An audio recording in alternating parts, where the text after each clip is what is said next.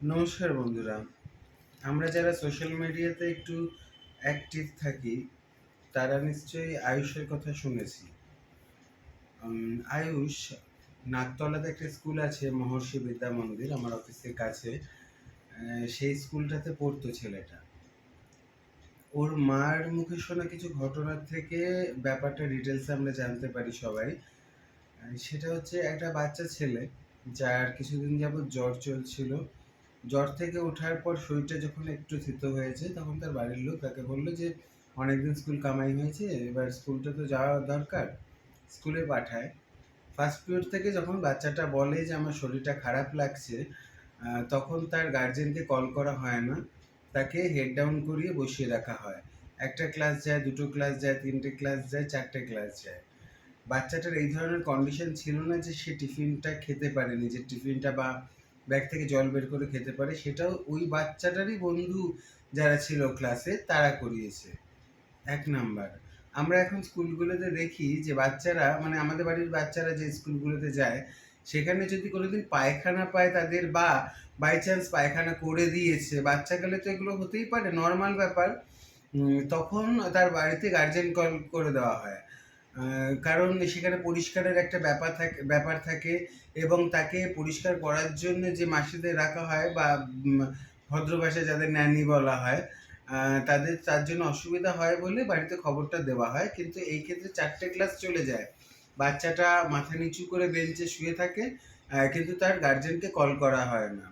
তারপরে যখন ছুটি হয়, বাচ্চাটা যখন আর চলতে পারছে না, সিসিটিভি ক্যামেরার ফুটেজ থেকে যেটুকু তাদের দেখানো হয়েছে তাতে দেখা যাচ্ছে যে বাচ্চাটার পাটা টলমল করছে উঠে যাওয়ার সময়। তখন সিঁড়ি থেকে সে পড়ে যায়।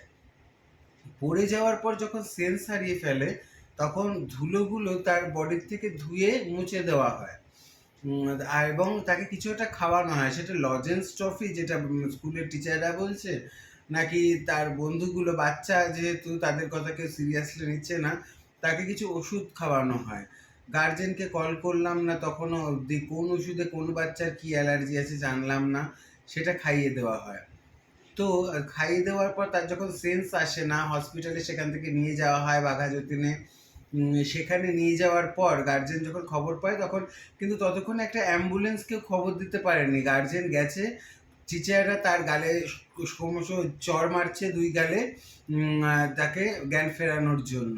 সেখান থেকে নিয়ে তাকে বাঘাযতীন হাসপাতালে নিয়ে যাওয়া হয়।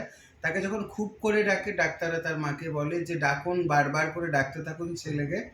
তখন যখন ডাকতে থাকে তখন একবার শুধু উঠে চিৎকার করে বলে বাবাকে ডাকো, আমার মাথাটা ছিঁড়ে যাচ্ছে, বলে বমি করে।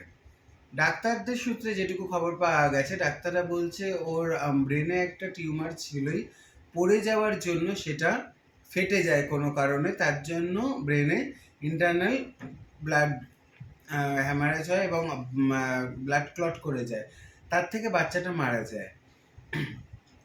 মানুষের মারা যাওয়াটা কোনো আশ্চর্যজনক ব্যাপার নয়। মৃত্যু মানুষের জীবনের সবথেকে চরম সত্য, কিন্তু সেই মৃত্যুটা যদি অকালে হয়, মানে সময়ের অনেকটা আগে, এবং সেটা যদি কারোর গাফিলতির জন্য কৃত্রিমভাবে তৈরি করা হয়, তবে সেটা আশ্চর্যের, তবে সেটা মানুষের মনে দাগ কাটে।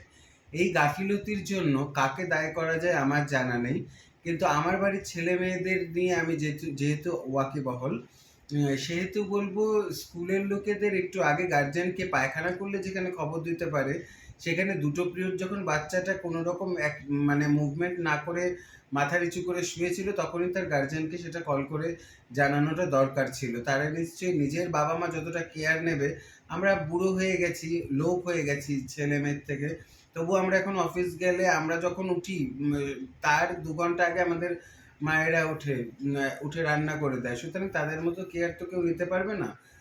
সুতরাং কেয়ার যদি না নিতে পারে, অ্যাটলিস্ট গার্জেনদের ফোন করে সে জিনিসটা জানানোটা বোধহয় খুব দরকার ছিল। স্কুলের সামনেটা দিয়ে আমি যখন যাচ্ছি আজকে, খুব খারাপ লাগছে, মানে, এবং তার বাবা মার কথা শুনছি, নানা রকম কথা বলার কন্ডিশনে না থাকলেও সন্তান সুখ তো কেউ কোনোদিন নিতে পারে না, কিন্তু এই ধরনের বোকাম্য, এই ধরনের লাপরবাহির শিকার যেন অন্য কারো ছেলে মেয়ে না হয়, তার জন্য এর একটা দৃষ্টান্তমূলক শাস্তি হওয়া বোধহয় দরকার।